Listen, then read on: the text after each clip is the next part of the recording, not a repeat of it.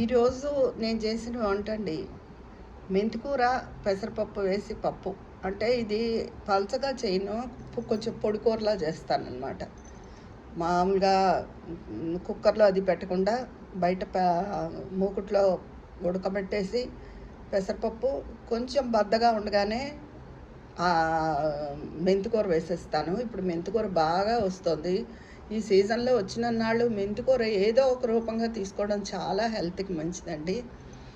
అయితే తర్వాత ఇంగువ పోపు పెట్టేసుకోవడం. మినపప్పు, ఆవాలు, జీలకర్ర, ఎండుమిర్చి, ఇంగువ. అందరూ ఇలాగే చేసుకుంటారేమో, ఊరికే నేను చేసే పద్ధతి చెప్తున్నాను అంతే. మెంతికూర పప్పు, వంకాయ కాల్చి తెల్ల వంకాయలు పులుసు పచ్చడి చేశానండి. అది ఇందులో వంకాయలు కాల్చాక పురుగు లేకుండా చూసుకుని కాల్చేసి పక్కన పెట్టుకున్న తర్వాత తొక్క మీద ఒక చుక్క నీళ్లు చల్లుకుని ఒక 10 నిమిషాలు వదిలేస్తే మనకి తొక్క ఈజీగా వచ్చేస్తుంది.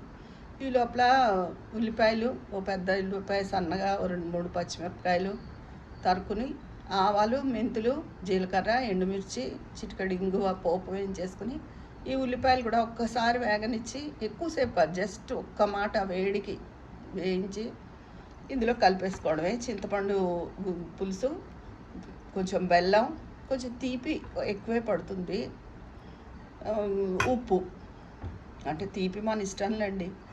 అంటే ఇది వంకాయ పులుసు పచ్చడి, మెంతికూర పప్పు. ఇవాళ సింపుల్గా ఇదేనండి నా వంట. ఇంకా కూర అది ఏం చేయలేదు.